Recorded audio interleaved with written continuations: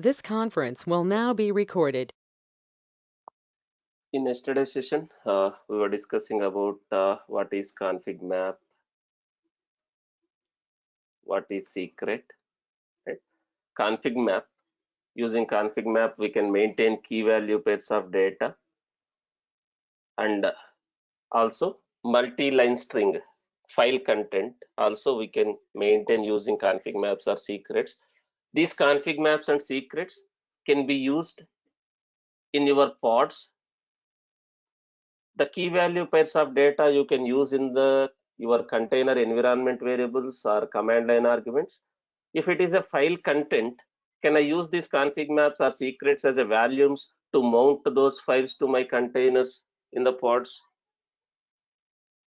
Yes. Your runtime configurations can be externally mounted to the pods or containers using these config maps and secrets. Yesterday, we already saw how to create a config map, key value pairs of data, and how to use that config map or secrets in our pod manifest. We already done that. Now let's consider I have one use case like this. Let's consider I have one use case like this. Now I have my Kubernetes cluster. I have some applications running. This is my node. I have some nodes in this cluster. I'm deploying one pod here. This pod has a container. This pod has a container. This pod has a container. Your application container. Now I have some file that can be any file. As part of the container file system, you have some file that can be your settings file, your property file, your application.property file, or your XML file, some kind of a XML file. If you are using Java, that can be Java with Spring Boot you are using. That can be your application.yaml file, your Spring Boot property file or YAML file, any file. Now I want that properties or that configuration files are varying from one environment to another environment.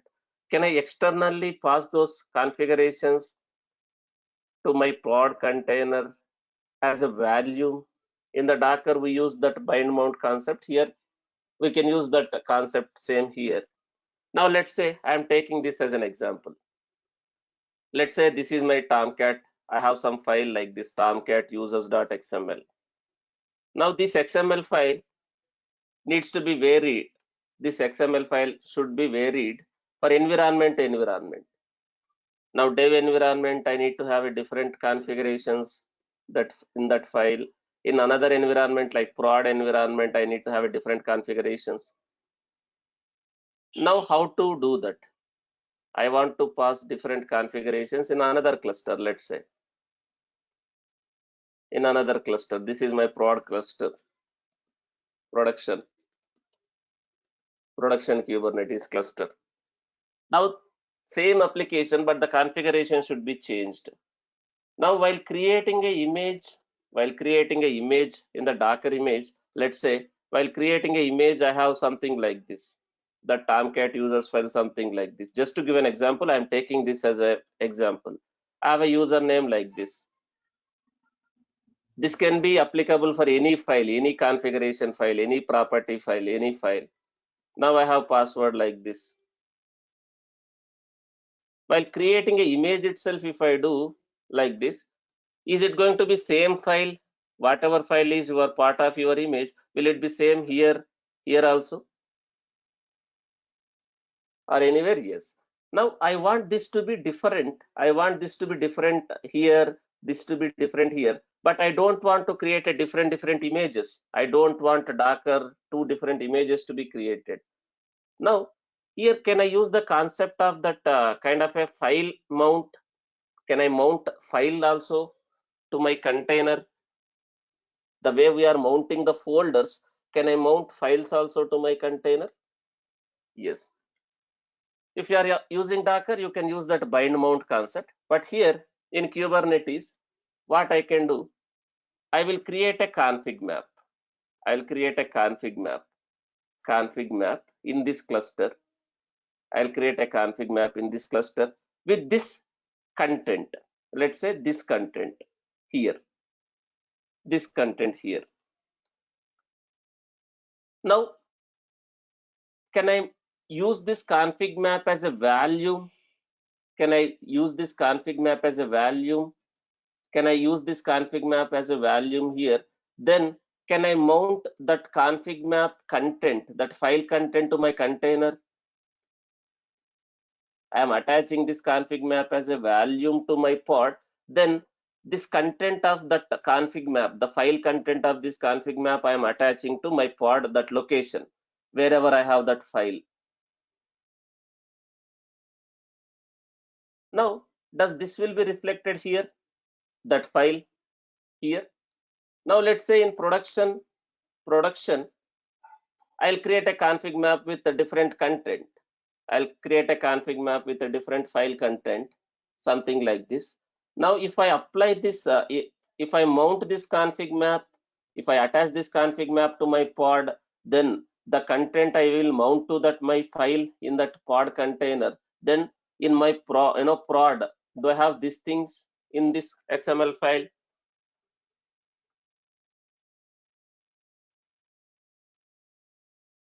Yes. So we can pass your configurations. I'm just taking this as an example. This is applicable for any file which you want to customize. Now let me demonstrate that scenario. Now let me take one application. Maybe let me take this application. Let me take this application. This application I am using Tomcat image. I am using Tomcat as a base image. I am copying my var file. I am copying my var file here. Now let's say I already have a Docker image created. Now let me deploy that image in my Kubernetes cluster as of now. Let me deploy that image in my Kubernetes cluster as a pod, that application. Let me connect to my Kubernetes cluster. Let's connect to this one, my master, where I have a kubectl.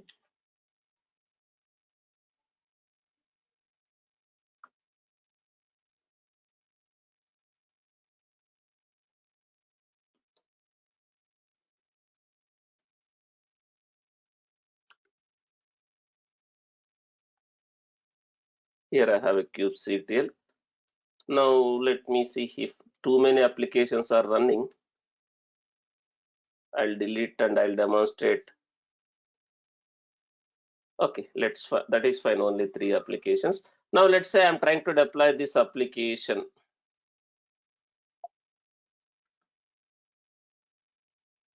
One application like this. I don't want to waste much time.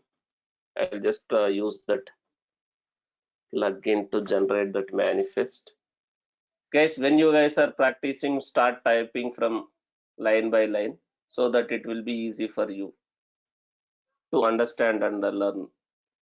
Because to save the time, I am using this one.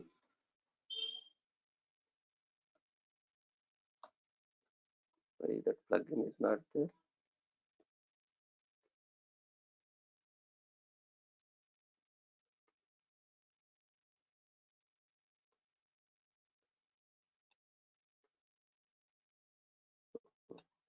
Now I'm trying to deploy one application.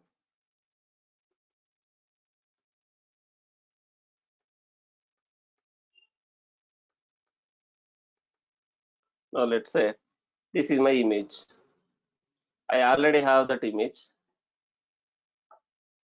in the registry, in my Docker Hub registry. I already have that.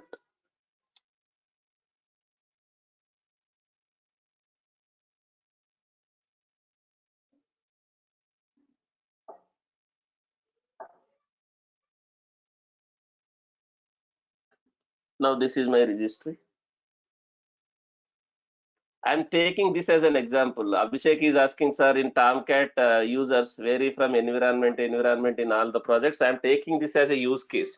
But first of all, are we going to use that Tomcat GUI concept nowadays? Is anyone is using the Tomcat manager application or GUI application to deploy any var file, jar file like that? Sorry, any var file?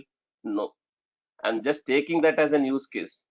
Understand the concept, not what I am doing. Here is important, the concept. No one is using the Tomcat GUI, manager application, to deploy, because I already have that application as a WAR file. I already have that application WAR file in my Docker image. Do I need to again copy manually wherever that container is running? No, no one is using nowadays that one. Just I'm taking this as a use case. One example. This can be applicable for any file which you want to mount from outside. That can be your Nginx conf file, or that can be your maybe like your application.property file. If you are working on Java, there is a application properties or application YMLs, XMLs, those things. To make things simple, let's say you are running some software, that software configuration file you want to tweak. That is common, right? That is common from environment to environment.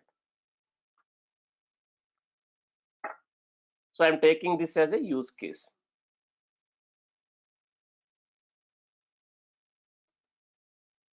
So let's consider this application, this registry, where, one second, not this one.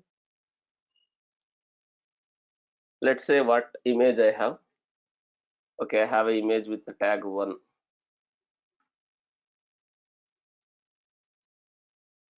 Tag 1. Let me request minimum at least 256 MI and maybe 300 millicore. These are limits. Requests also. I'll request this much.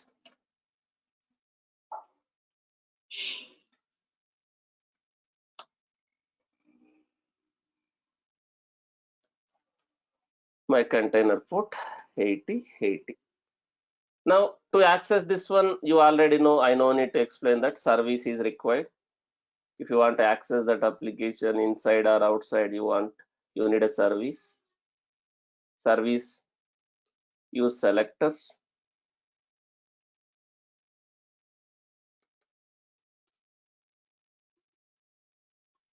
Port, whatever port 80, your target port 8080, service name, whatever you want to give, type of the service. If you want to access, now I can say node port. Now any namespace, that doesn't matter here. Since I have not given namespace for deployment as well as service, in which namespace this will be created? In the default namespace. Now let me deploy this. Let me deploy this. Let me deploy this. Now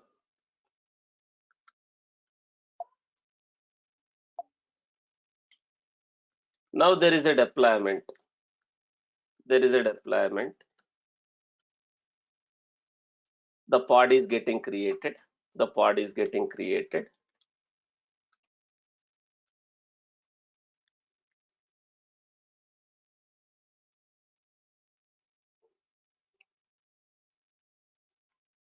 The container is getting created. It is pulling the image to create a container. So it will take some time. Let's wait. Now container is running. Now if you see kubectl exec, this pod, let's say I have this files user local tomcat/conf. Now I have some file like this. Inside that pod, I have only one container, that is my application, the Tomcat. Within that, this file is there. Now if you see this file content, I have not modified anything. This is the default. This is the default content of that file, just to give an example. This is the default content of that file, just to give an example. Now nothing is there. Everything is commented. Is everything is commented in this file? This file, everything is commented. Now I want to modify. I want to modify this configuration. I want to modify this configuration. I want to have a different configuration. Now one option, While creating an image itself, can I do like this? While creating an image itself, can I copy this file with whatever roles, users? Just to give an example, I'm taking this file as I already told. So can I have, while creating itself, I can do that. But if that is needs to be changed from environment to environment, if you are using Docker, normal containers or Docker Swarm, you can use the concept of bind mount. Now here, if I go inside the pod, if I modify this file, if I go inside the pod, if I go inside that container and modify the file, if the container is, if the pod is deleted or recreated, or if the container is restarted, if the container is also restarted, do you have those changes again? If I directly go inside this and modify, will I have those changes? Whatever I go and modify inside this pod container, if the pod is deleted, recreated, if container also restarted, do you have those changes? If the pod is deleted and restarted, no. Now I want those changes to be permanent. I want those changes to be permanent. At the same time, I want those changes to should vary from one environment to another environment. Now here, can I use a config map concept in Kubernetes? Config map. Config map as a file content. Yesterday also we used config map. Yesterday we demonstrated using key value pairs. Yesterday we demonstrated using these key value pairs. Now the way we have a key value pairs, can I have like this? This is multi-line string. This is one key. This is the content of that file. Can I have like this? Can I create one config map like this? Can I have whatever file content I have like this highlighted one? This is just an example. This is just an example. I can have the file like this. Now let me create a config map. Let me create a config map. Now here I am going to create a one more Kubernetes object called config map. Let's say I'm giving config map like a Java web app, something like this. Any name that doesn't matter. Here it is going to support key value pairs of data. Yesterday did we already demonstrated key value pairs of data? Suppose you have a requirement to pass some environment variables to your container. In the environment variables are command lines, you can refer, you can create a key and value here, you can refer that. Now my requirement is not a key value pair. Now can I refer something like this file content? Tomcat-users.xml. This is how I will define that multi-line string. Now it's not a key value pair, it's a multi-line string, something like this. Now can I have whatever I wanted to have? Now for better readability, I am removing all these things, whatever which is not required. I am removing all these things, whatever which is not required, but better readability. Now can I have something like this? Whatever is required, my Tomcat users file, let's say username is Mithun, password is test, roles, whatever roles like admin GUI. Just to give an example, I am taking this one, admin GUI. Another one is admin GUI, manager GUI, something is like, what is that? I don't remember that names. Admin GUI and manager GUI. Is this correct? Because nowadays no one will handle these things. Is it like just admin or manager, or admin GUI and manager GUI?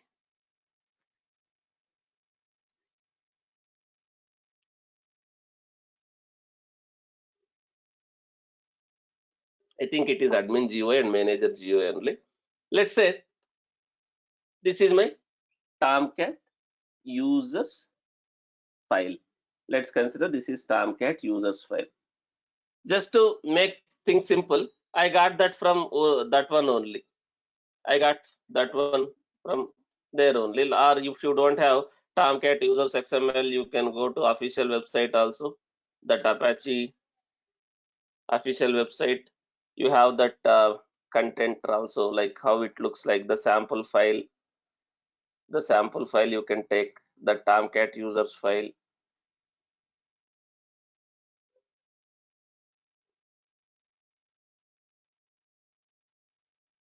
Manager GUI, manage admin GUI, what is all those things, something like this.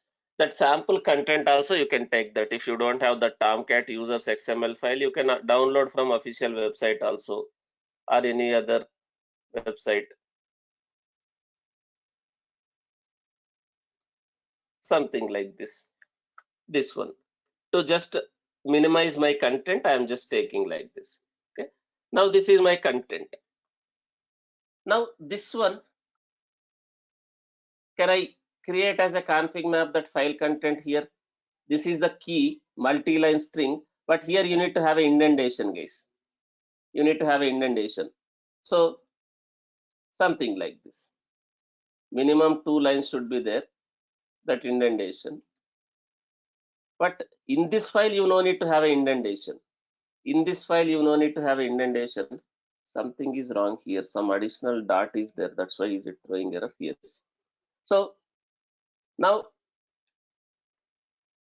here you need to have indentation. This doesn't matter whether you have 4 lines, 2 lines, that doesn't matter. That is related to your XML. Now, can I create a config map like this? Config map with this content.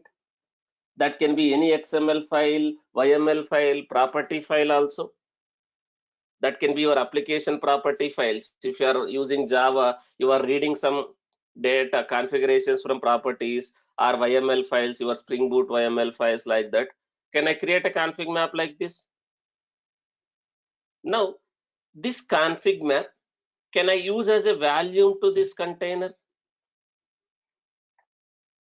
Can I use that config map as a value to this container?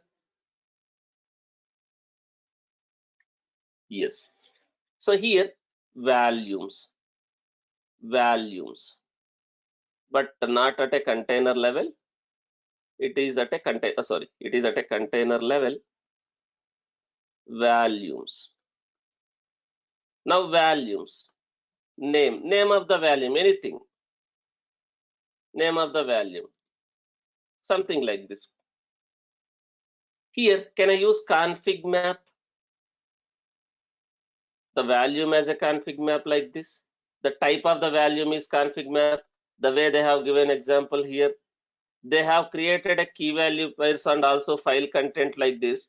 In the pod manifest, can we use that as a value, like name, any name, config map, and name of the config map, name of the config map. Here, name, can I use this name, whatever name I have created, whatever name I used to create that config map, this is the name of the config map. Now this config map has items.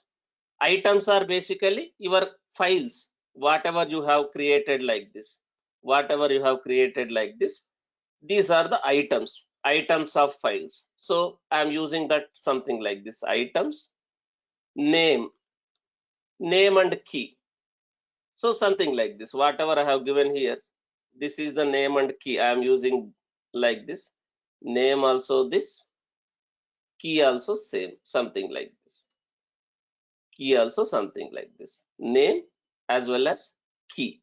That items, sorry, not name, key and path, key and path, something like this. Now, if I just define like this, is this file will be mounted with your container? Is that file will be mounted with your container, whatever file location you want to mount? No. So do I need to use that as a mounts here? Do I need to use that as a value mounts here? Value mounts in your container level. Name. So whatever name I have config map, with same name I will have here mount path.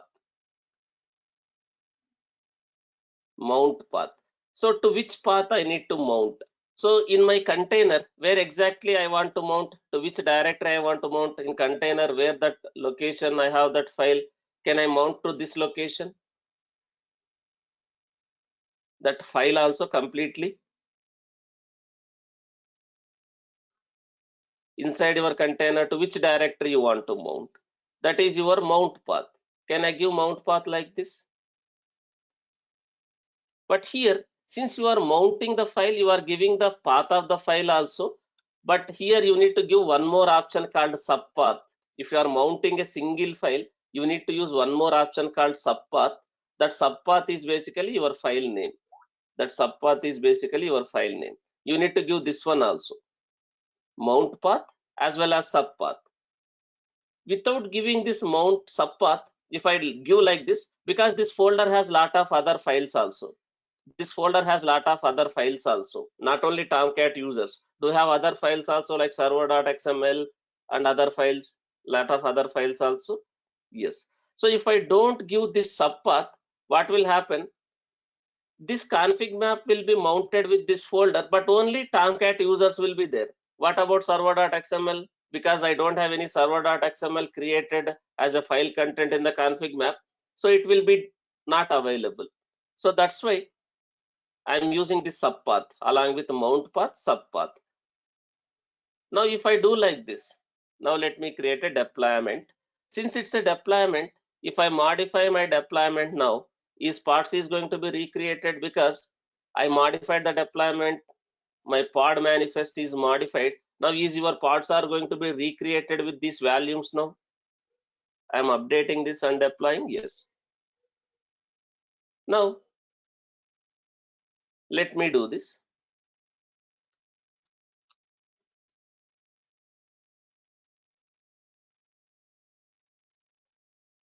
Let me do this. Now I have a config map. Guys, make sure your config map doesn't have any indentation problems.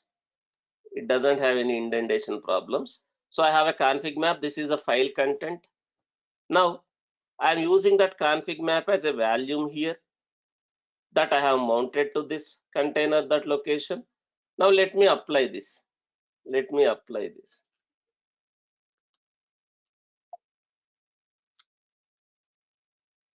Let me apply this. Now since it's a deployment got modified. Your container, is it following that rolling deployment strategy? First it is creating a container. Once this is ready, then only it will terminate that old pod. Even though I have not mentioned any deployment strategy in my deployment, what is the default deployment strategy? Even though I have not mentioned any strategy in my deployment, what is the default deployment strategy? Rolling update. Rolling update. Now the new pod is running. Now if I see the same thing now, kubectl exec in this pod, in this pod, in this location, again if I do this cat, now will I able to see that? 1 second. Will I able to see that whatever is part of my config map file content?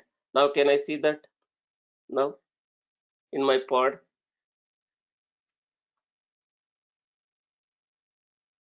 So this way, will I able to mount, will I able to pass configurations from outside to my pods containers based on the environment? Can I have a different configurations and pass that to my pods, my containers? This is just one example. Don't always consider this is same. Based on your requirement, let's say you have some other XML file, some other YML file, some other property file. Can I use this config maps concept, config map as a values? Concept is important, not stepwise. Do this, do this, do this. This is not way of learning. Based on your requirement, you can use these concepts. Now, if required, can I use one more value? Suppose I want to maintain some data. Suppose I want to maintain some data. Can I use data value? Something like this. I want to mount one directory with value, kind of a persistent value. Can I use that one also here? Can I use one persistent value claim here? Can I mount that with persistent value claim? Something like this persistent value claim. Can I mount that with some directory if I want to maintain that one also? Yes. So based on your use case, you can use all these things. Now, If I just modify the config map, is it going to reflect automatically in your pod, guys? That is also you need to understand. Let's consider I am modifying my config map content.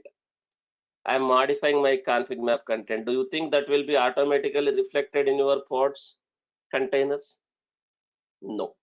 Does your pod needs to be restarted? I mean to say, does your containers needs to be restarted to reload that new data?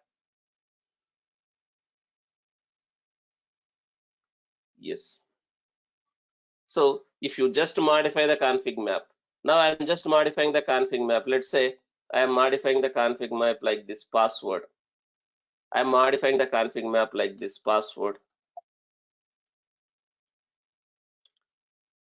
In the config map, I'm just changing something like this. Does this requires a redeployment? Because this is like a configuration. Does your process needs to be restored? Just to make sure, just understand the concept.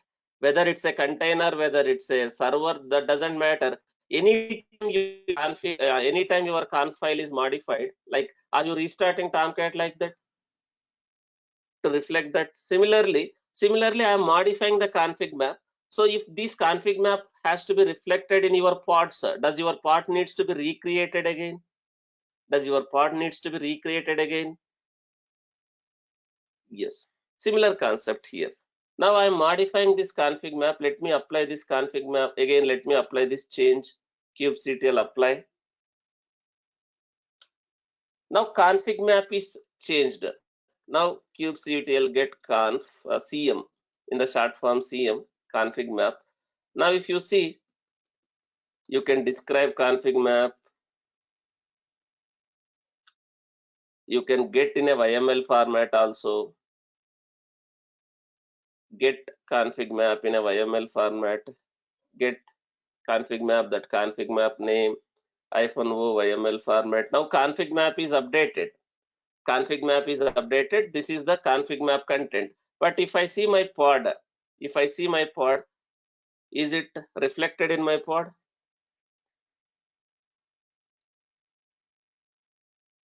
No.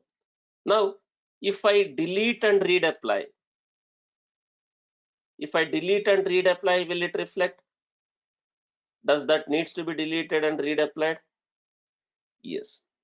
For now, what I am doing, instead of deleting the deployment, I am just deleting the pod itself. Instead of deleting a deployment. Now, is pod is going to be recreated again, but this time same config map it is using, but config map got updated. Now in this new pod, can I see that content?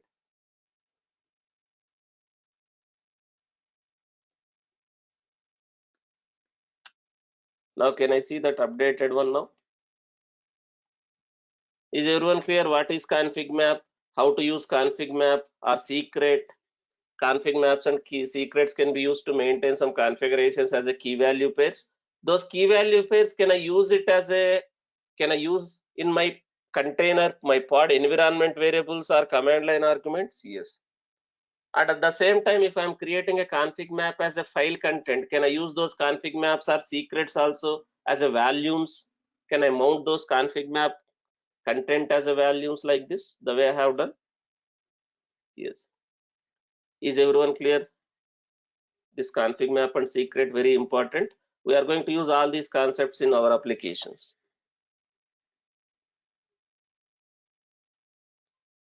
Now, if it is a production cluster, can I create a config map with a different content and mount again same way? I already mounting, but I will create a config map with a different content, different configurations.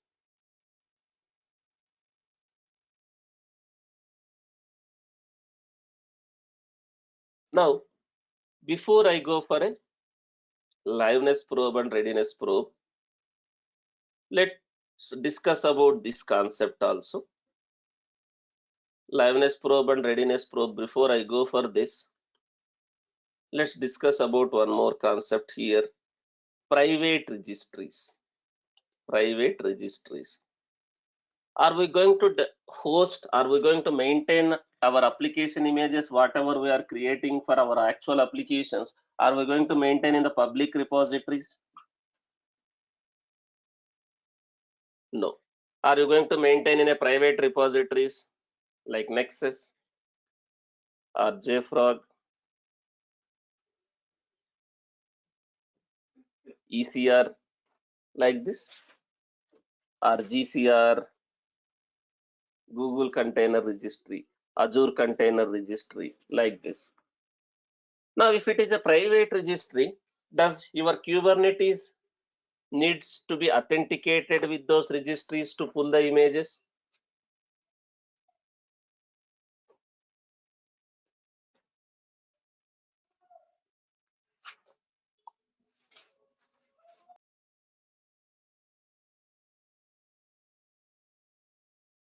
Your Kubernetes nodes needs to be authenticated with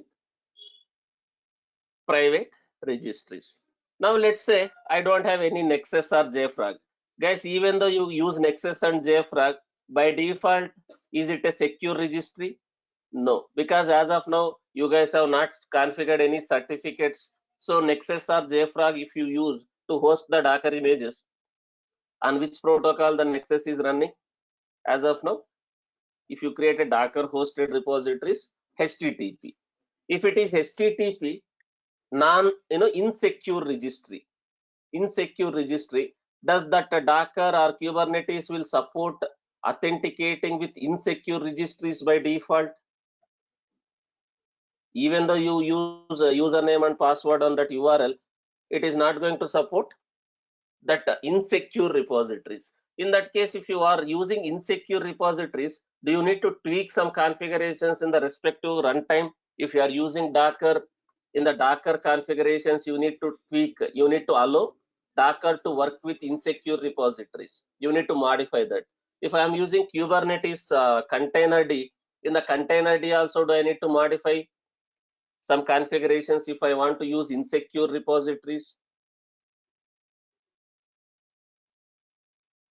Yes. But in real time, are we going to have HTTPS configured for your Nexus and JFrog also? If you are using Nexus and JFrog, you are going to have a HTTPS configured for Nexus and JFrog also. If I am using secure repository, like the repositories which is secured using HTTPS, SSL and TLS, then do I need to tweak any configurations to Docker or containerd to work with that repositories? No. Not required.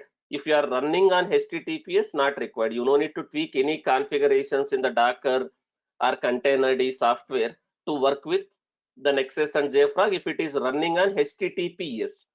If it is running on HTTP, then insecure registries, then do I need to tweak some configurations in the Dockers and Kubernetes? Yes. Suppose if I am using cluster, do I need to tweak that in each and every node in my cluster? Suppose I'm using Docker Swarm or I'm using Kubernetes. Do I need to tweak those configurations in the respective runtime to work with each and every server? I need to make changes to work with insecure registry. So for now, what I am using, I am not going to use Nexus or JFrog. If you want to use Nexus and JFrog, then you need to tweak some configurations. But in real time, it is not required because are you going to have Nexus and JFrog also configured with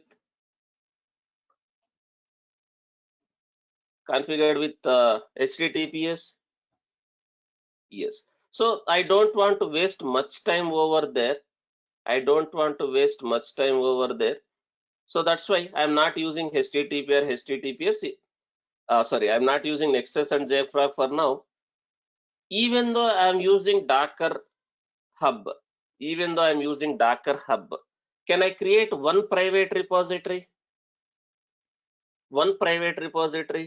Only one. It is going to allow to have only one private repository in the Docker Hub.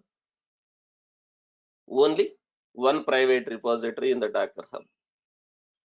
Now, I have a Docker Hub account. I already have a Docker Hub account, and in fact, everyone has a Docker Hub account. Now within this Docker Hub, can I create a repository, one private repository?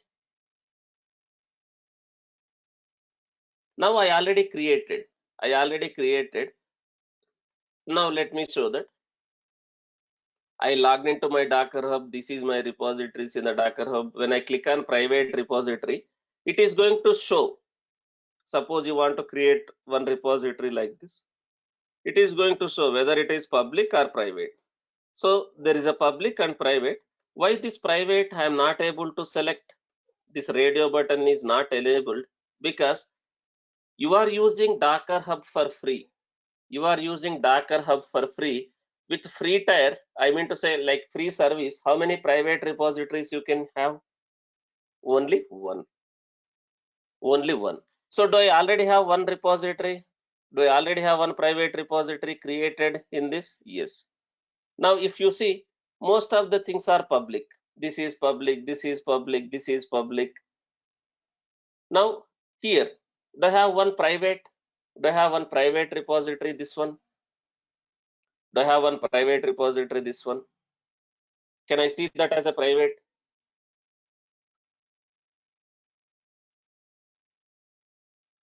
Now, this is private repository. I have one image here. Tag 1. Now let me use this repository to deploy. My application. Maybe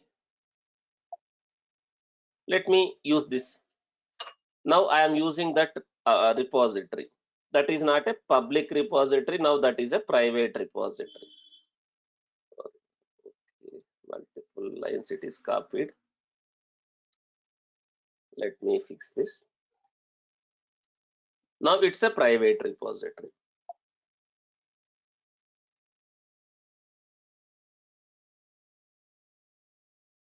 Now I want to deploy this application. Whether it's a pod, whether it's a deployment, that doesn't matter here, guys.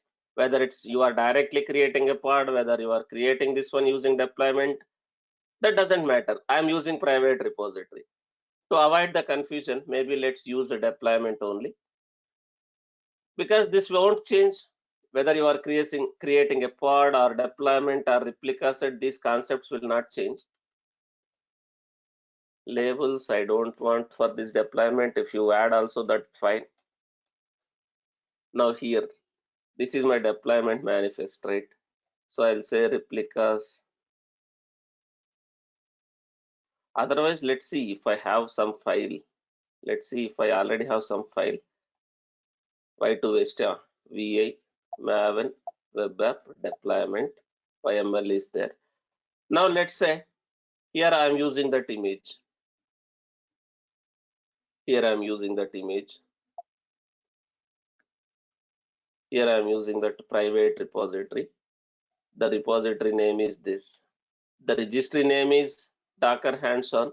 Within that registry, this is the repository. I have a tag called 1. Now all these things doesn't matter for you, whether you are creating one replica, 3 replicas, whether you have a HPA, you don't have a HPA, all this doesn't matter now. You already know all these things.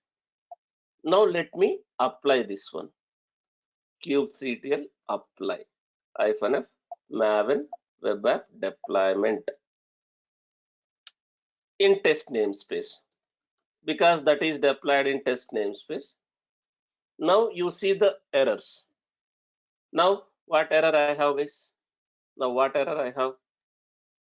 Error image full. Now do I have an image full backup?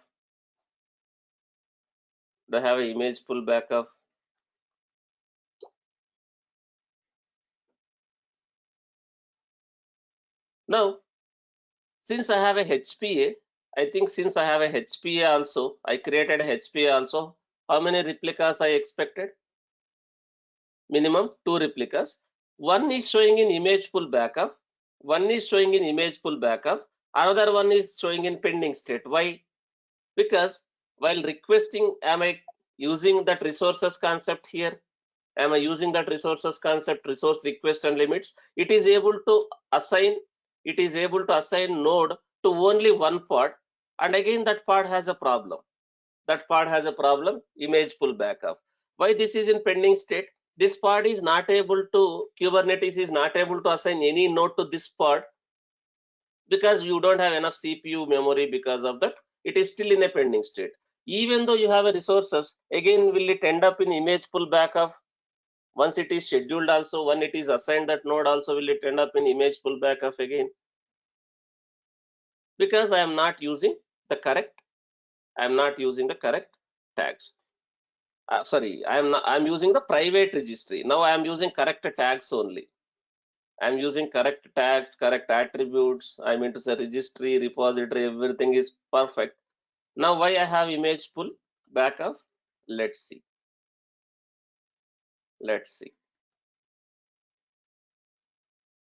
Now error image pull. Failed to pull the image. Failed to pull an image. It might be, it is saying repository does not exist or may require authorization. It is saying repository might not exist or require authorization. Is the first one true? Is the repository doesn't exist? Did I give a valid repository? Yes. Valid registry, valid repository. The first case is not correct. It is to do with second case. Now, is Kubernetes is failed to authenticate? I mean to say, does it requires authentication to pull that image? Because it's a private image. Now, how do you handle this? Do I need to execute Docker login in each and every servers? First of all, do I have a Docker installed? Do I have a Docker running in my Kubernetes nodes? No. You no need to execute Docker login also. Even though you are using Docker, you no need to execute Docker login in each and every server. So I can create a secret for these credentials. Yesterday when I was explaining Kubernetes secrets, do I have a Docker registry type secrets also? The way we have a OPAQ, TLS. Similarly, do I have a secret of type Docker registry? So can I create a secret with my credentials? Can I use that secret as an image pull secret? Can I use that secret as an image pull secret in my pod so that it will use that image pull secrets to pull the images? Now, you can authenticate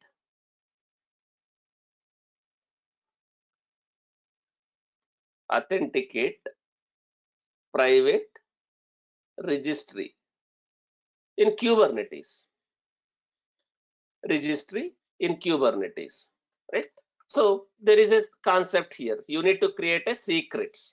Go to the official website only. To pull an image from private registry. So I have a Kubernetes cluster. I have the private registry also. Now create a secret based on the existing credentials.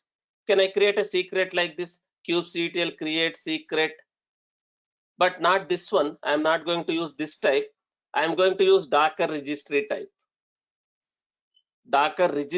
Secret. Can I create a secret like this? Imperatively also you can do, declaratively also you can do. kubectl secret Docker registry. This is your secret name. Whatever name you want to give, you can give. This is your secret name. Docker registry secret. Now here, can I give my registry URL? Can I give my registry URL, username, password? This email ID is not mandatory. Let's say you are using Nexus repository. Can I give something like this here? Because in real time you will have a host names or domain names also like this, nexus.tcs.com. Let's say this is you are working in TCS, you have a Nexus running in for TCS, and that is mapped with this kind of a internal domain name or host name. Can I give like this, nexus.tcs.com? Here Nexus URL, like whatever, like admin 123 or whatever your password. This email ID is not mandatory. If you want to leave it. Now, can I create a secret like this? Can I create a secret like this? Secret name, I will give something like Nexus, Docker, Cred, something like this.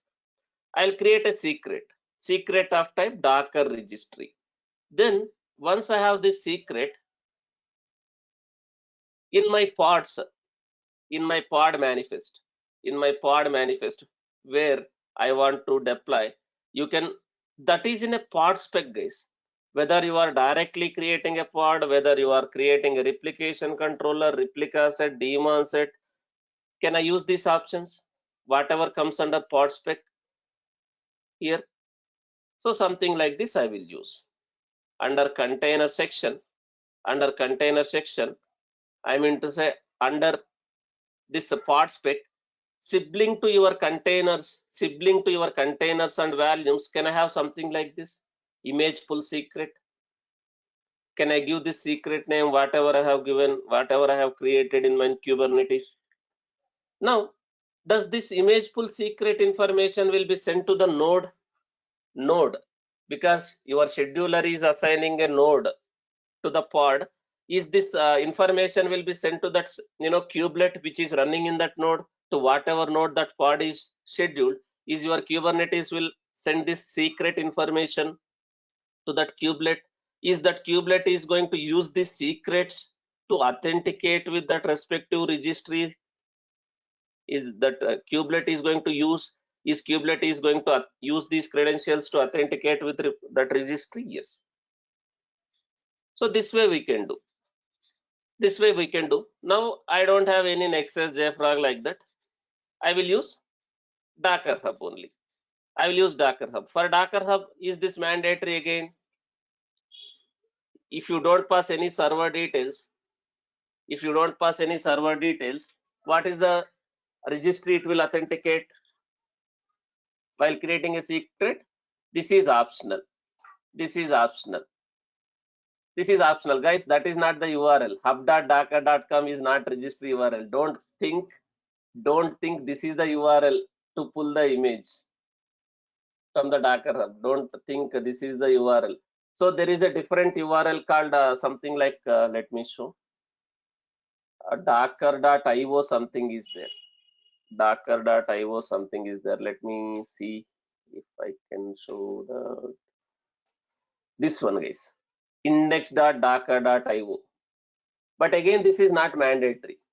If I remove this one also, what is the default one? You already know. What is the default registry it will authenticate? You should not give hub.docker.com. That is, you are accessing using UI, but this is the actual that registry URL for Docker Hub, index.docker.io/v1. Now I can create a registry like this. I mean to say, I can create a secret like this. I can create a secret like this.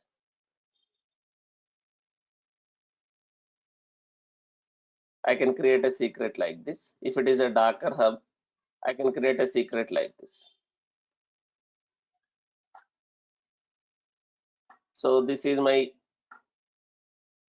this one, my credentials, my username, Docker hands-on,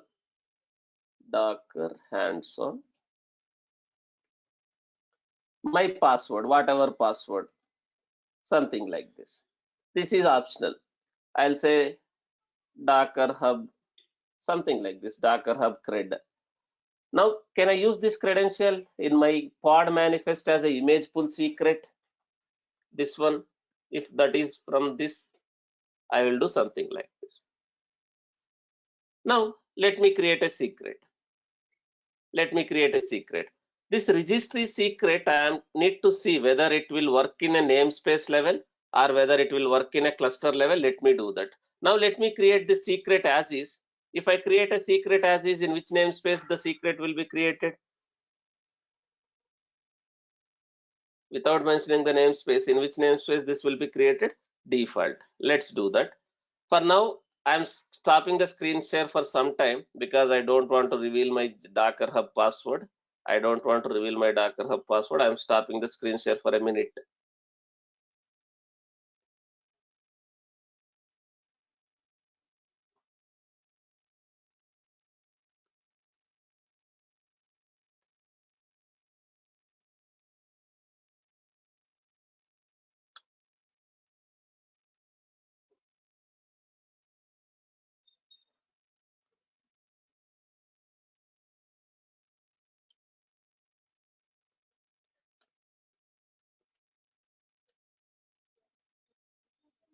Let me share my screen back. Now I created a secret. I created a secret of type. Darker type. Now why it is secret? You can understand why it is secret. Why not it is a config map? Because can I consider this also confidential data? This Docker Hub, this registry credentials also. Yes. So I created a secret. Now if I use that secret, now I created that secret in a default namespace. I created that secret in a default namespace. Now in my pod manifest, guys, to demonstrate, let's remove all these things. I will demonstrate with only one replica. I don't have enough sources here. Can I mention that as here, that image pull secrets,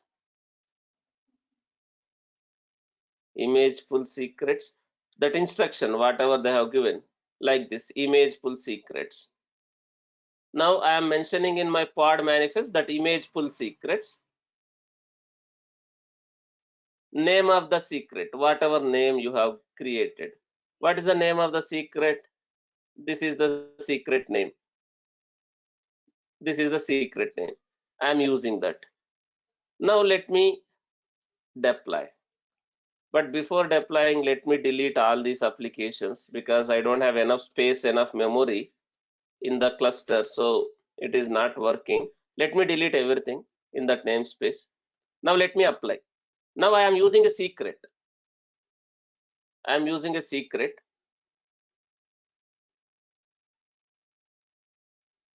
Kubectl apply -f that application maven web app deployment .aml. Now if you see, let's see whether it's this Docker Hub credentials. Let's see. Still it is not using because that is namespace specific. Because it's a config map, secret, right? So it works in a namespace level only. Now I am trying to deploy that image in test namespace, but I have a config map, that secret created in a different namespace. It is not able to refer. So let me create a secret. In this namespace. That image, that Docker registry credentials, let me create in this namespace. While executing that command, can I use -n that namespace? While executing the command, can I use that -n and namespace name? Even though I am doing imperatively, while executing this command, can I use -n that namespace name? Yes. Now I created a secret. In this namespace -n test -ns. There is a secret now. Now let me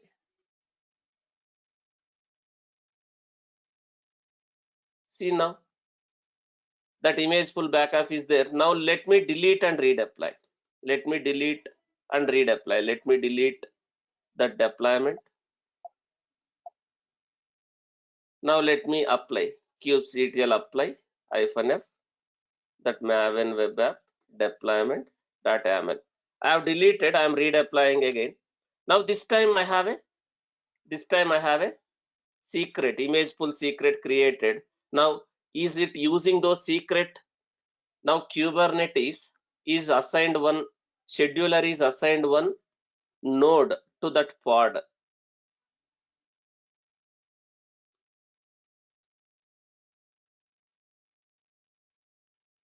Kubernetes scheduler assigned one node, this node. The scheduler assigned this node to this pod. Now the kubelet which is running in that node has executed some commands. Is that scheduler pass that secret whatever we have created to authenticate with registry? Since we are using that as an image pull secret, is that the kubelet is using that secret to authenticate and pull the image?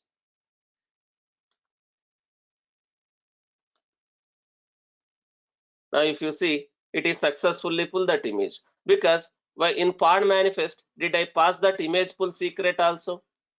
Did I pass that image pull secret also in my pod manifest?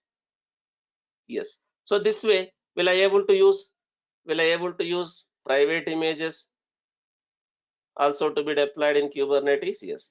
Now, if it is a ECR, if it is a ECR and EKS cluster, in a different way it works. If it is a ECR and EKS, it will work in a different way. You have a EKS cluster. Let's consider you have a EKS Kubernetes cluster. It's a managed Kubernetes cluster. It's a managed Kubernetes cluster, EKS cluster, and you have images in ECR. You have images in ECR. Let's say this is your ECR. Here it works in a different way. You no need to create secrets like that also. Now, while creating a nodes for your EKS cluster, if I attach that ECR read-only policies, that ECR container registry read-only policies, I attach to that role. That role is attached to these nodes. In that role, I have attached that permissions, ECR container registry read-only. So since these nodes already have a permissions, ECR container registry read-only permissions, will it able to pull the images from ECR? The nodes, these are my EKS node. If this node has one IAM role, if this node has one IAM role already attached, that IAM role has this policy attached, EC2 container registry read-only policy, let's say. Now this server already has that EC2 container registry read-only permission. You no need to create a secret and pass that as a image pull secret if you have a EKS cluster and your images are there in ECR. But if your images are there in Nexus, if your images are there in Nexus like this, then do I need to follow the same process here? Do I need to create a secret for your next excuse me, do I need to create a secret for this Nexus credential? Then do I need to use that secret as a image pull secret in my pod manifest?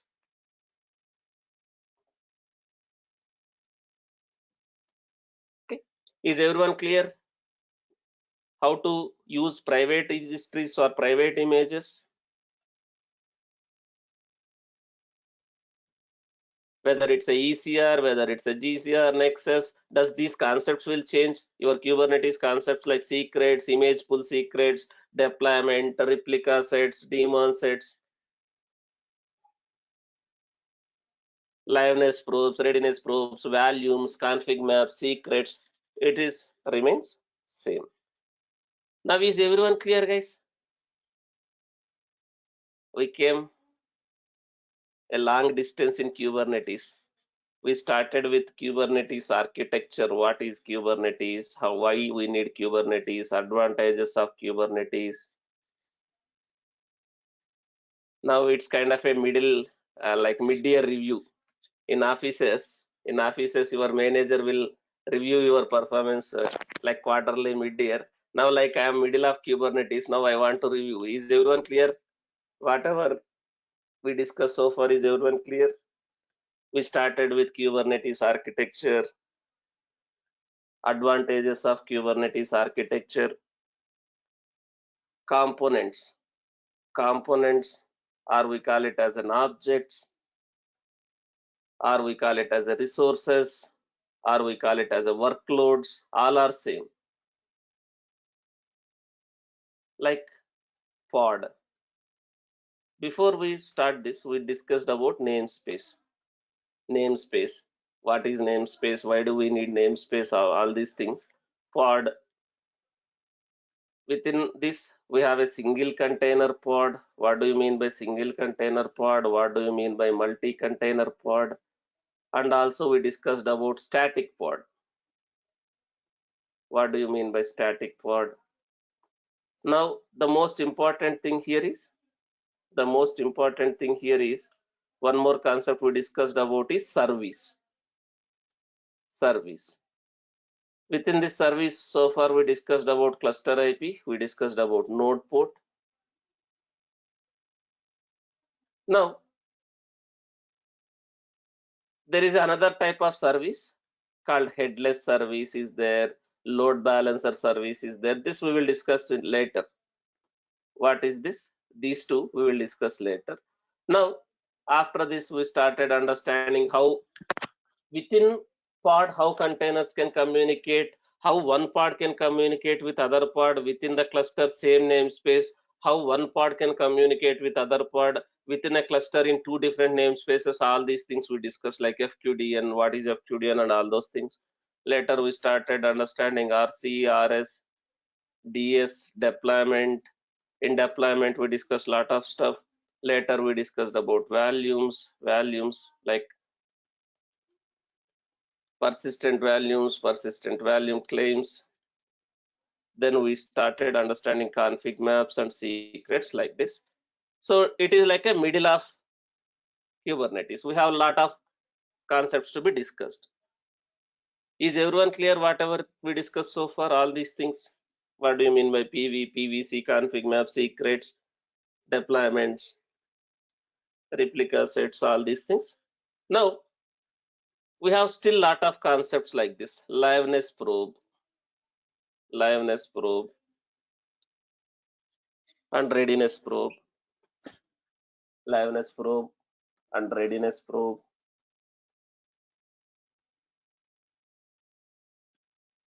Then we have something like network policies. Network policies are there. We have scheduling. What do you mean by scheduling? I want to control how my parts get scheduled. In the Docker Swarm, when I was discussing, using labels and constraints, was I able to control how my containers get scheduled in the Docker Swarm cluster? Using the Docker Swarm labels and selectors, same thing. Here also, I want to control how my pods get scheduled, because you are not directly scheduling your containers.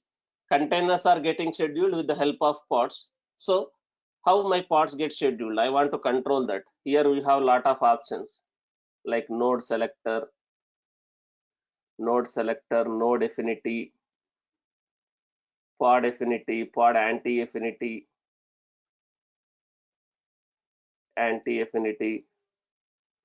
taints, tolerations, drain, cardon, uncardon. You have these scheduling features. We have network policies. Similarly, there are a lot of concepts. We are just middle of Kubernetes. Now actual advanced concepts will come here. So once this is done, we will discuss about ingress controller. All these things will come. Slowly we'll understand all these things. Now let's focus on this liveness probe and readiness probe. What do you mean by this liveness probe and readiness probe? By default, is Kubernetes is going to perform the health on the application which is running in your container, which is running in your pod container? Is it going to perform any kind of health check on that application which is running in your Kubernetes pod container? No. So Kubernetes will not perform any health check on your pod container, on your application which is running in your pod container. So by default, it is going to just verify whether the process, whatever process you are trying to run, whether that process is running or not. But within that process, is my application is reachable or accessible? Is your application is reachable or accessible? Is it healthy? Is it going to do some that kind of a health checks by default? No. So by default, it will just check the process, whether that process is running or not. But do you have, sometimes even though your process is running, your Java process or Tomcat process is running, but do you have a chance that your application may not healthy, your application may not respond to the requests? There is a chance that your application may not respond to the request. You have some, like, just to give an example, deadlock situations. Your process is in a deadlock situation, your application is in a deadlock situation. What is meant by deadlock? One process is waiting on the other process, and other process is also waiting on the same process, like that. deadlocks in situation. So are you going to get a response like that? If you have that deadlock issues, memory leakage, you have a memory leakage. And memory leakage in the sense, if you are working on Java, you might be heard about JVMs, heap memory. So your objects heap memory has to be garbage collected after that objects are created and used. That heap memory has to be garbage collected, but you have not written the code properly. There is a chance that your objects are not garbage collected. There is a memory leakage. So in that case, you will have some issues. Your applications may not work as expected. So if you have these type of scenarios, even though process is running, do you think your application will respond? No. If your application is not healthy, if your application is not healthy, does that container will not, does that container will be restarted automatically by default? Does that process gets restarted by default? If your application is not healthy, no. Is that parts gets removed from service endpoints by default? Is that parts gets removed from that service endpoints from default if that application is not healthy? No. So do we have issues? If we have this scenario, happened in our Kubernetes, our application containers, our pods, do we have issues? Do we have issues basically? Yes. Now we can perform the health on the application using liveness probe and readiness probe in Kubernetes.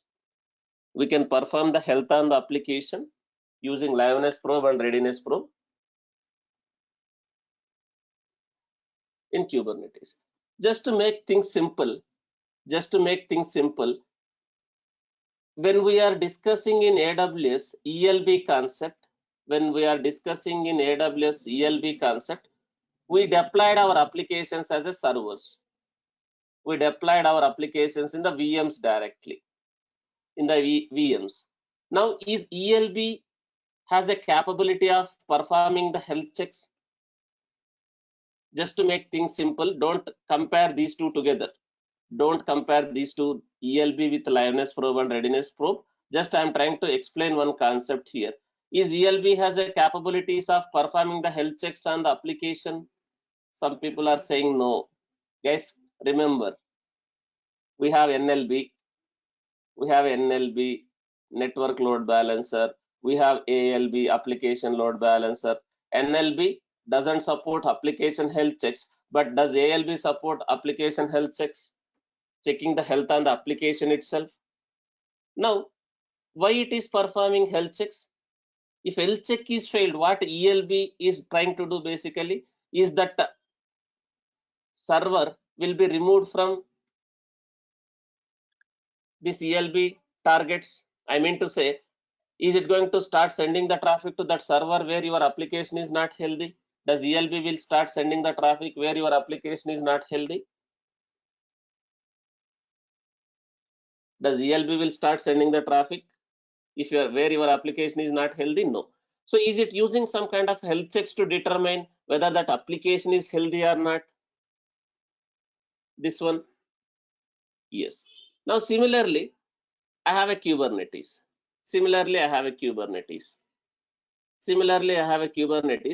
How we are routing the traffic, whether it is coming from inside the cluster or outside the cluster, is the traffic is routed via that service. We have a Kubernetes service.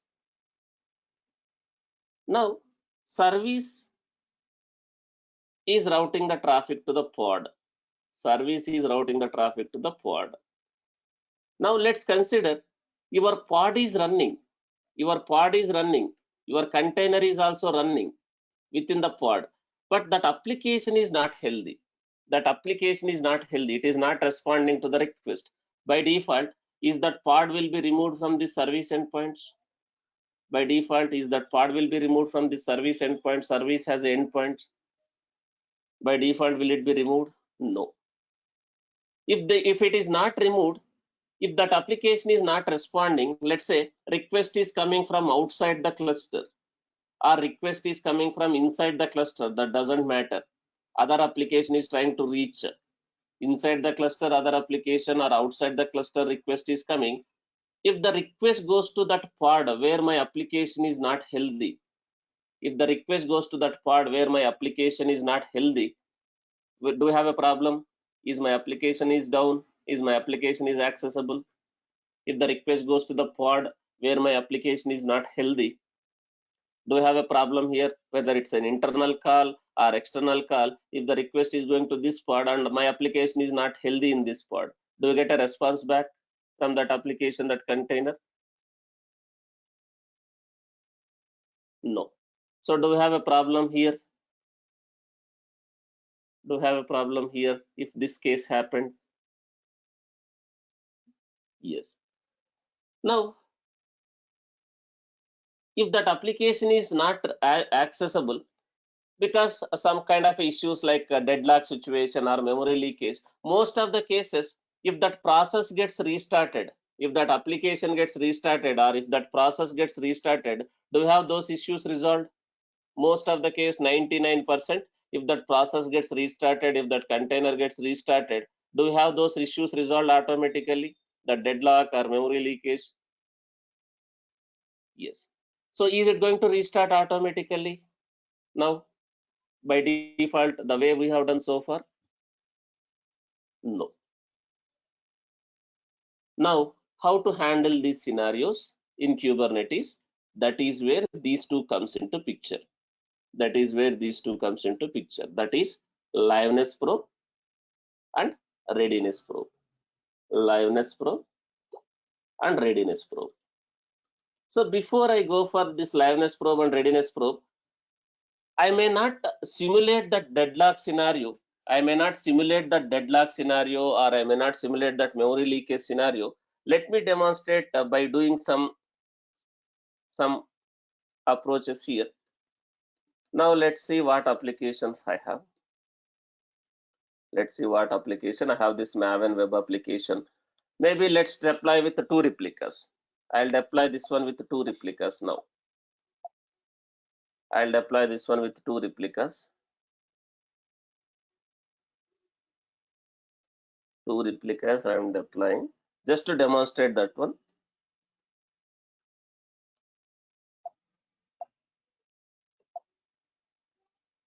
Now I have a two pods. I have a two pods. HPA expected is 2. Now let's see. I should have a two pods. Now do I have a two pods? I mean to say two applications, two replicas are running. As of now, there is a service for that application. As of now, there is a service for that application. If you see kubectl describe SVC, I am describing this service. Now, how many endpoints that service has? How many endpoints that service has? You can directly do this using kubectl get EP. You can directly get that kubectl get EP. How many endpoints that service has?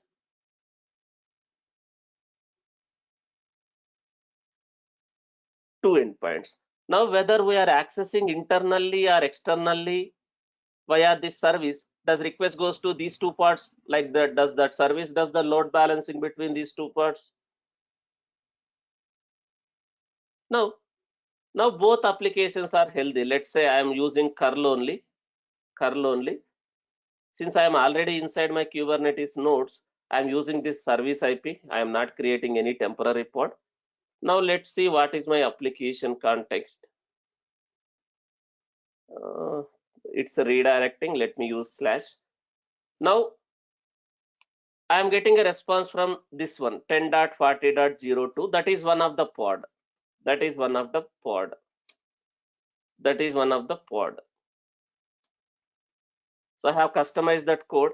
Now I am getting 10.40.0.2 from, sometimes I am getting from this one. Let me again do multiple times. I may get a response from this one also. 38.0.2. Now is it giving 38.0.2, which means when I'm accessing via service, is it doing some kind of a load balancing, sometimes 40, sometimes 38? Is it kind of a doing a load balancing? Now both parts are healthy. Both parts are healthy. Now I am not able to simulate that scenario, the deadlock scenario. What I am going to do, I am going to intentionally delete that var file. I am going to intentionally delete that var file within this pod container because I am not able to produce that deadlock scenario or all those things. Now I am intentionally, I am going to delete that application, that var file itself from this pod container. So in the user local Tomcat web apps folder,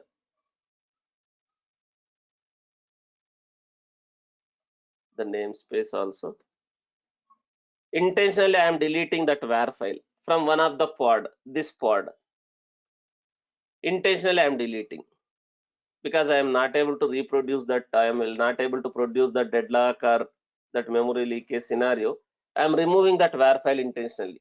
Is your application itself is not available. Your application itself is not available in this application, in this pod, in this pod, in that pod. In this pod, I have deleted. That is in this one. Now, if you see that application itself is not there. I cannot simulate that scenario. That's why I have done this way. Now, is my application running in that in that pod? No. Now, if you see, if you see, 1 second, I will use that -n option. If you see that application itself, there is not there. Now, if you see, pod is still running. By default, is it checking the application API or application context, whether it is testing whether that application context is healthy or not? As of now, by default, is it checking? No. So it is not doing anything. Is it just checking whether that process is running or not? Whatever process you wanted to have in that pod, in that container? Yes. But now process is running, Tomcat is running, but my application is not there. If you see, do I still have the endpoints? When I see that service endpoints, do I still have those two endpoints? Do I have still that 38 and 40? Still it is there. Now parts are still running. It is showing it is ready also. Nothing is restarted. Now when I access via service now, do I have some problems now? Sometimes if the request goes to this pod where my application is not there, am I going to some kind of errors now? Now if you see, am I getting 404 now? Am I getting 404 now? Because that application itself is not there. I have intentionally deleted, but this can happen for deadlock scenario or memory leakage also. Your application may not respond quickly. Now sometimes I am getting 404, sometimes I am getting a response. When the request is going to other pod, I am getting a response. If request is going for that one more pod where my application is not healthy, am I getting 404? Then how to tackle these type of things? How to tackle these type of things in Kubernetes? Now, if my application is not healthy, that application, that pod should be removed from your service endpoint. If your pod, your application is not healthy in that pod has to be removed from service endpoint. If someone removes, that pod, this pod from the list of endpoints from the service, if it has only this endpoint, the service will always route to this pod. If someone removes this endpoint, always service routes to this pod. I don't want my application to be routed to the unhealthy pod. That is one use case. And I want my application process to be restarted if my application is not healthy. So to tackle these type of things, in Kubernetes, we have a concept called liveness probe and readiness probes. Sometimes they'll ask, what are the probes? What are the probes you have in Kubernetes? Or what do you mean by probes? What do you mean by probes, or what are the probes? Probes are nothing but kind of a health checks. What are the probes we have in Kubernetes? Liveness probe and readiness probe. Now what is this probe? Now let's understand, what do you mean by liveness probe? What do you mean by readiness probe? What do you mean by liveness probe? What do you mean by readiness probe? Let's understand now. Guys, if you guys went through the interview questions, whatever we already shared, are you guys seeing 99% of the questions has been already discussed or we are discussing? We already shared lot of questions. You self attended lot of interviews. 99% of the questions we already discussed or we are going to cover in the future sessions also. So if you understand the concept, if you follow the concepts, will be able to easily crack the interview, will be able to easily manage your work also without proxy, without support. But you need to attend, you need to practice, you need to understand. But if you only by heart interview questions, if you only focusing on the interview questions, by hearting the comments or questions, if straightforward, if the interviewer asks, you will be able to answer. But if the interviewer asks in a different way, the way I have explained, I have like this is happening, I don't want my service to route the traffic to that pod, I want my pods to be restarted, I mean to say that containers to be restarted. If you have this case, then you have a trouble, you have a problem explaining the answer. But if you practiced all these things, if you have attended all the classes, if you practiced each and every topic, whatever we have discussed, it will be simple. Now, let's continue because it's already too late for the people who are not at all attending. Now, let's understand this liveness probe and readiness probe. Let's understand this liveness probe and readiness probe. So, liveness probe and readiness probe are used to control the health of the application running inside pod container. Can I check the health of the application which is running inside my pod container using this liveness probes and readiness probes? Yes. But both are health checks. Both are health checks, but how different these two with each other? Both we will use to perform the health check, but what is the difference between this liveness probe and readiness probe? How different it is with each other? Both are performing the health checks only, but what? Liveness probe. It is also health check. Suppose a pod is running in our application inside a container. Our application is running inside my pod inside a container due to some reason. Let's say memory leakage, CPU usage, or application deadlock situations. Your application is not responding to the request. Your application is not responding to the request and it is stuck in a error state. So using liveness probe, I can check the health of the application. For some reason, if that liveness probe, if that health check fail, if that liveness probe fails, what it does? If the liveness probe fails, what it does? If I have a liveness probe defined and that health check is failed, what it does? It will restart the process. It will restart the container. If it is going to restart the container, it is like a fresh copy of your application again. It is like a fresh copy of your application again because your container is restarted. So most of the cases, is it going to auto resolve these deadlock situations or memory leak situations? For some time, yes, it is going to restart the container. But is this liveness probe will remove that pod from service endpoints? Suppose this liveness probe is failed, is this liveness probe will communicate with Kubernetes to remove that pod IP from the service endpoint? Is it going to ask the endpoint controllers to remove that endpoint from that list of endpoints from that service if the liveness probe is failed? No. Liveness probe will just what it does maximum, if the health check is failed, liveness probe will just restart. The way we have a liveness probe, there is another probe called readiness probe. Another probe called readiness probe. So this readiness probe is used to detect. It is used to detect if container is ready to, if the container is ready to accept the traffic, whether it is ready to accept the traffic or not. For some reason, this readiness probe is not successful.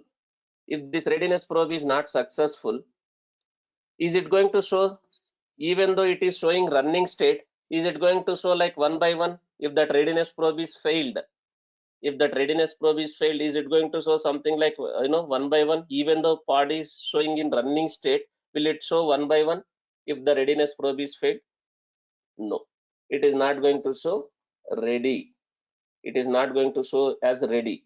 So even though your application pod is running, your process is running, suppose you have a readiness probe defined, your application health checks are not successful, your readiness probes are not successful, will it be shown as ready here? Will it be shown as one by one? If I have a readiness probe and readiness probe is failed, will it show one by one if the readiness probes are failed? No, it is going to show 0 by 1. It is going to show 0 by 1. Now, if the readiness probe is used to detect if the container is ready to accept the traffic, you can use this probe to manage which parts are used as a backends for your service, which parts are used as a endpoints for your service. If pod is not ready, if the readiness probe is failed, which means if the pod is not ready, if the readiness probe is failed, then does this readiness probe will remove the list of that pod IP from the service endpoints? If the readiness probe is failed and if the pod is not ready, then does this readiness probe will remove that pod IP from the list of endpoints from that service endpoints? Yes. Readiness probe is used to detect if the pod is ready to accept the traffic or not. If the pod is ready to accept the traffic or not. As of now, do I have this readiness probe defined? As of now, do I have this readiness probe defined? No. Because of that, is it able to detect whether that application is healthy, whether that pod application is healthy or not? Is it removing that from endpoints, list of endpoints as of now? No. And do I have a liveness probe which will restart your container if the health check is failed? Do I have a liveness probe also? No. So is these two things happening now by default? Is these two things happening by default? No. No. So Kubernetes supports liveness probes, readiness probes. What type of probes we can use? I mean to say again, this liveness probes, readiness probes supports different types of different way of checking the health. It supports different way of checking the health. One is executing a command. One is executing a command like this. One is executing a command. First option, executing a command. So if I define liveness probe and readiness probe like this with this option, if I have this liveness probe, readiness probes defined with this option, same way I can define readiness probe also. The way I have a liveness probe, I can define a readiness probe also. With these options, I can define readiness probe also.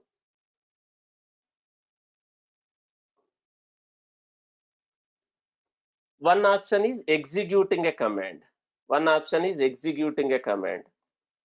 Now, if I have my pod like this, if I have my container like this, can I define the liveness probe and readiness probe for my applications, my containers? This is at a container level. This is at a container level. If I have a multi-container applications, can I use this liveness probe and readiness probes for all those containers individually as per that application which is running in that container? Yes. This is at a container level. Executing a command. This is one option. EXEC, executing a command. What is this period seconds? What do you mean by this period seconds?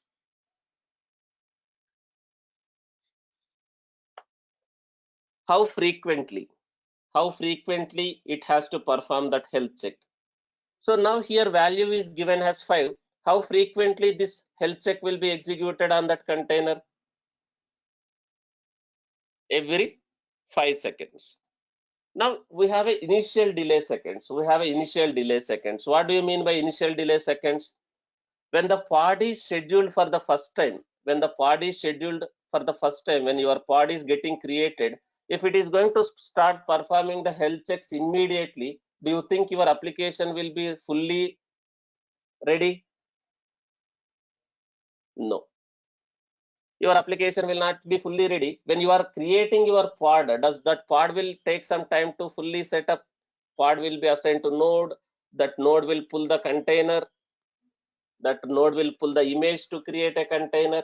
So if I start performing the health checks immediately, initially, if I start performing the health checks immediately, do you think these health checks will be successful? Initially, immediately, if you do? No. Now, we need to wait for some time initially, based on how much time your application is taking. Now, initially, let's say, if I say something like this, my pod is scheduled, is it going to start immediately after 5th seconds? Is it going to start at 5th second? If I have something like this, is it going to start performing the health check at 5th second? Even though period seconds is 5, is it going to start at 5th second? No. Is it going to start at 65th second? Is it going to start at 65th, 5th second? Because initial delay is 60 seconds. So, but once this initial delay is over, is it going to start performing every 5 seconds like 65th, 70th, 75th, 80th, like that? Yes. Guys, these type of issues also we will face. Recently, the developer, one of the developer has defined the liveness probes and readiness probe, but he has given 0. Initial delay seconds 0, he has given. Initial delay seconds 0, period seconds he has given 5. So the moment the pod is scheduled, immediately it is starting performing the health check.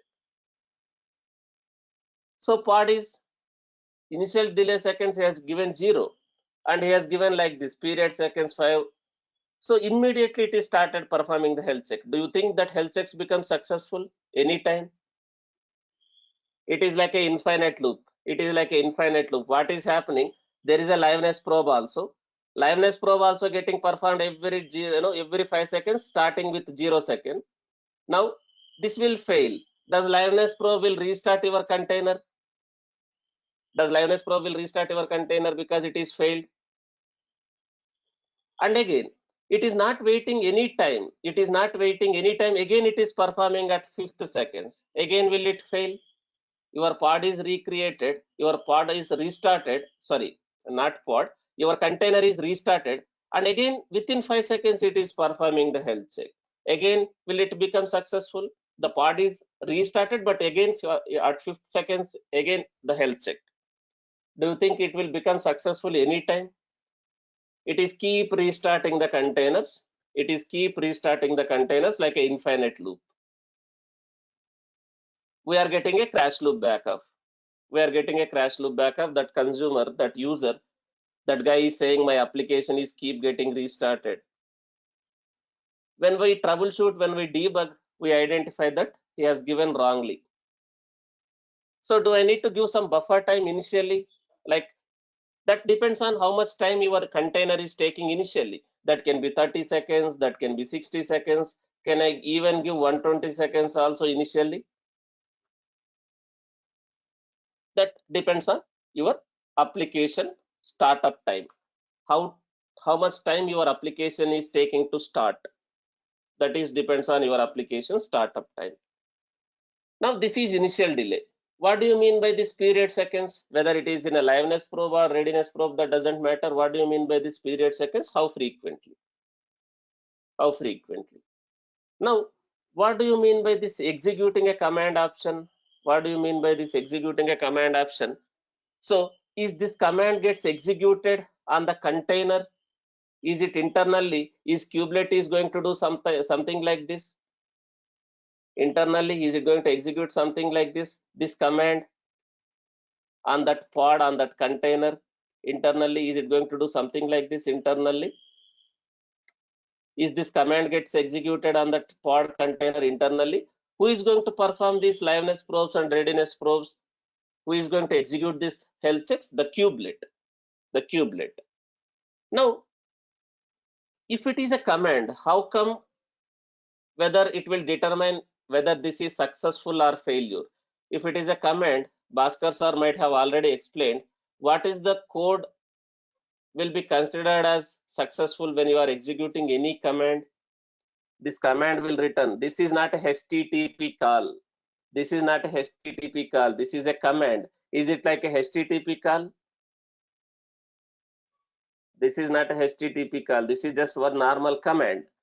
So what is the code which will be considered as successful? 127? No, guys. 0. 0. If the command succeeds, it returns 0.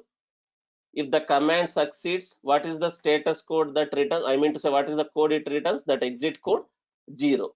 So if that command is successfully executed, if it is returning 0, then does that liveness probe or readiness probe is going to be considered as successful by kubelet? Is kubelet is going to consider that is successful if it is returning 0 on that command? Yes.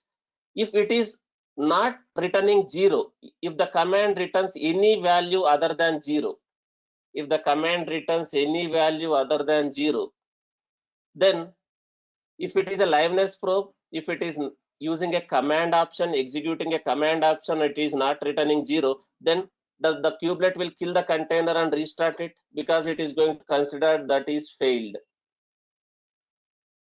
Kubelet will kill the container and restart the container. Same thing, readiness probe. If the readiness probe also expect same thing, if the readiness probe is failed, is it going to consider that pod, that container is not ready, and is it going to remove that pod from the list of service endpoints? Yes. This is executing a command. This is executing a command. What is the other option you have? Instead of executing a command option, can I perform HTTP health checks like this? Can I perform HTTP health checks? One is executing a command. This is one way of performing the health check. First option. First option is performing executing a command. Can I perform HTTP get calls? HTTP get calls, kind of a HTTP health checks on my application like this. Can I do something like this? Whether it's a liveness probe, whether it's a readiness probe,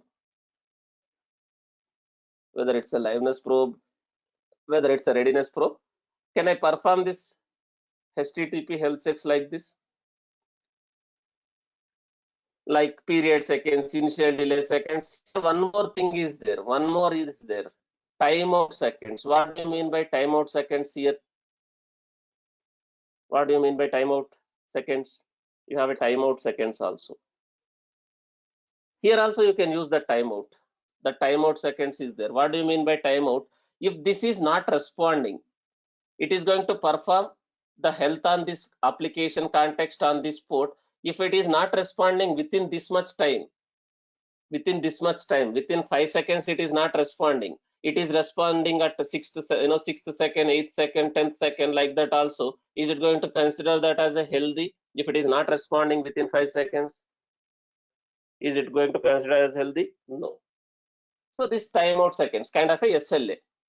You are expecting that to be responded within some time. Now, this is sample. Is it always like this? Path is always like this. Port is always like this. This headers is always like this. This is just a sample.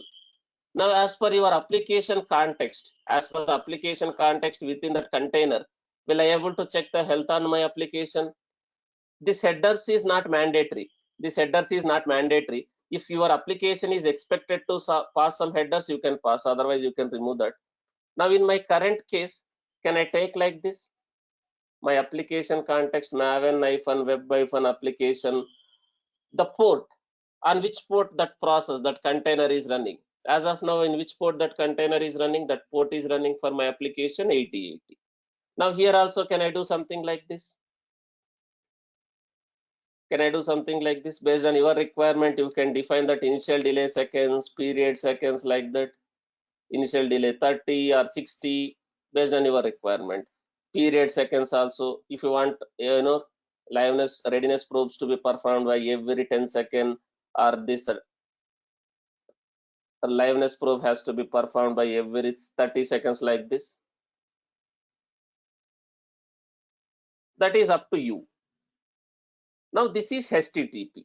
If it is a HTTP GET calls, what is the code? How kubelet will consider whether that is healthy or not? What it will expect if it is a HTTP GET call? So it will expect what status code? Any code, any code greater than to 200, any code greater than to 200 and less than to 400, less than to 400 is considered as what? Any code greater than 200 and less than to 400 is considered as what in HTTP success. So 200 is okay. HTTP status codes 200 is okay. 200 okay. 201, what do you mean by 201? It is saying like created. 301 you have. What do you mean by 301? Redirected. It is redirecting to some other URL. Can I consider all these things as a success codes? 200, 201, 301 like that. But if 400, what do you mean by 400, 401, 403? You have a 500, 502, 503. All these things are different. This is something to do with request, bad request. This is something to do with application errors. 500 internal server error, 502 bad gateway, service not available. If any code we are getting like above 400, can it, is it going to consider this as a failure? Any code which is coming above 500, is it going to consider as a failure? Above 400, anything? Yes. But any code greater than or equals to 200 and less than 400, it is not also equals.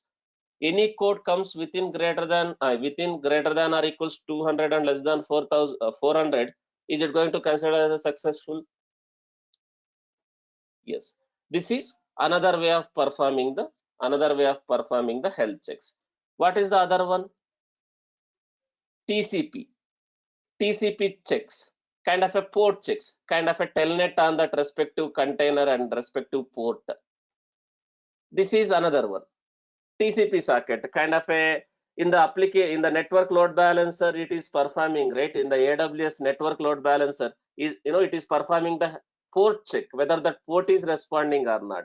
Kind of a telnet on that container IP, on that pod IP and port, like a port type of health checks. TCP health checks, just connection level, transport level checking. But is it going to check the health on the application level? If I use this TCP socket, it is going to just check whether that port is responding or not, kind of a telnet on that port. So this one is TCP sockets. But most of the cases, which one we will use? Because we are going to host our applications, that can be your web application or that can be your APIs, REST-based APIs. Most of the times, what type of health checks will be used? Most of the times we will use HTTP health checks. But let's say you have some stateful applications like databases, kind of a databases or some other like a RabbitMQ, Kafka. In that case, can I use any health check like TCP socket check, or can I use some custom command to determine whether my database is healthy or not, like that? If I have some different types of applications running in Kubernetes as a pods, like a databases or any other software, database software will not have application context. So can I use different way of checking the health of the database pod, database containers, using this executing command option by customizing that command or TCP sockets? Yes. So this is how we can perform the health checks. This is how we can perform the health checks. As of now, do I have those health checks defined for any applications, whatever we deployed? Whatever applications we deployed, not only this application. Do I have these type of probes defined here? No. That's why it is not working. That's why it is not working. Now, let me define the probes. Let me define the probes as per your requirement. As per your requirements. Guys, crash loop backup will happen for many reasons, not only for liveness probe, readiness probe. Your application your application process is not coming up because of there is a wrong configuration, wrong configurations or script in your code, it is stopping your applications to be started successfully, then again is Kubernetes is going to restart continuously, because process itself is not coming up successfully because of some wrong configuration scripts in your code. Process itself, that container process itself is not coming up successfully. Is Kubernetes going to do that kind of a starting that container and again? It is starting, it is not restarting. It is trying to start, that is not coming up, again it is starting. That is different. Here I am talking about different. Here I am performing the health check, the process is running but application is not working. So this is different case. Now I can perform the liveness probes, readiness probe as per your requirement. But is it always same? Is it always same the way I am defining here? Is it always same? Let's use here. Now, if I wrongly configure, as I already told recently, one of the user of my application, I mean to say one of the developer has wrongly defined the probes, it was causing issue. Is this correct? For this application, do you think this path, checking this path is correct? Now, you need to make sure you have the probes correctly. Now, if I give like this also, do you think will it work? Maven web app, if my application context is different? No, my application context is like this. It is redirecting, it is going to give 301, that is also fine. But if I want to continue with that redirection, can I give again forward slash something like this? Yes. Now here I am giving this one. Now intentionally I have given initial delay seconds as 60, period seconds for liveness probe 30, readiness probe 5 seconds or 10 seconds, like that I have given intentionally. Now let me deploy with these probes. Now let me deploy my application with these probes. Now I modified that one. I deployed this application with probes. Line number 40, there is a error. Guys, 2 minutes, I'll wrap up. I don't want to drag this anymore. Line number 40, there is a error because this is at a wrong location. No, this is at a correct location only.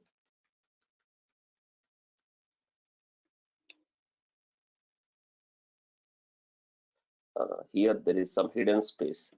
You have some hidden spaces here, so that's why it is giving the problem.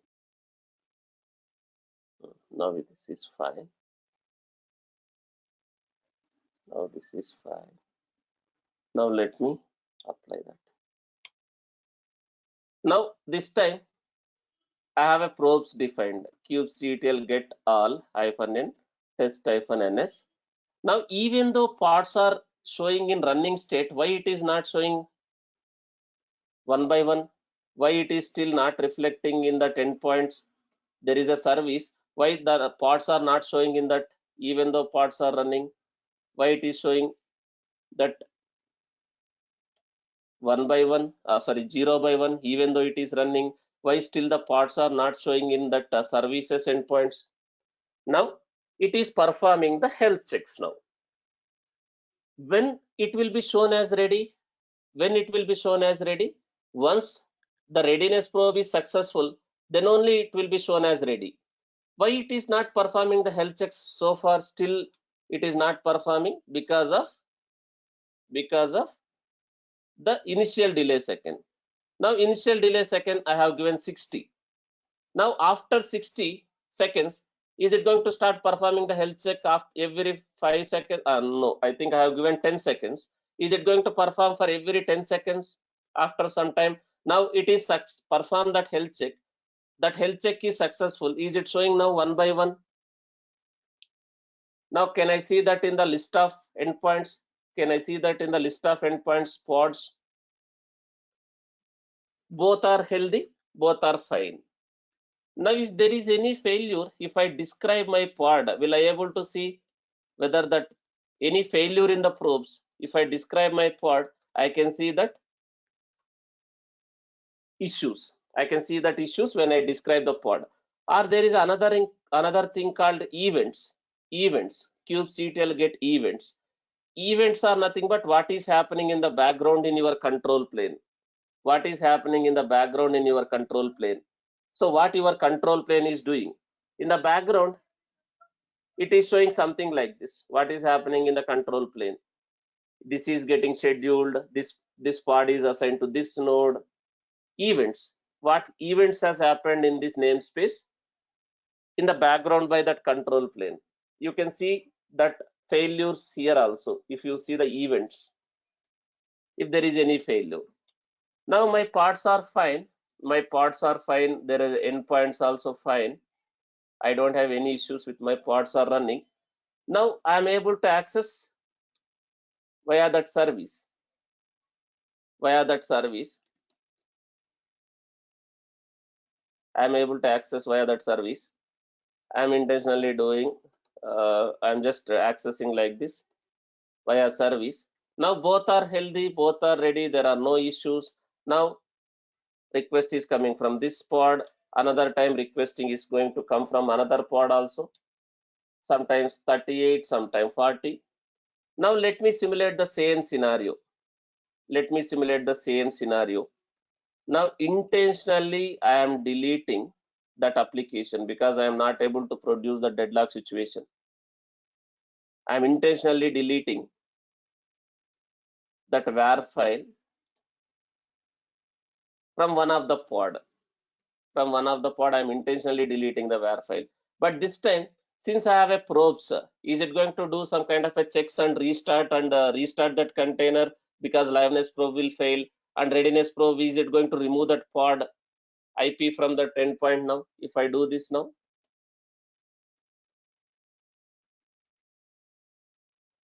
because I am not able to reproduce the deadlock situation, I am intentionally deleting that file, that var file from that pod, from that container.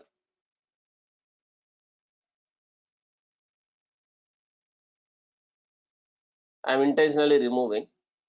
Now intentionally I have kept some difference in the readiness probe and liveness probe. Intentionally I have kept. So readiness probe every 10 seconds it is performing. Every 10 seconds it is performing. Liveness probe I have intentionally kept every 30 seconds. Now this is removed. Now pod is showing as running.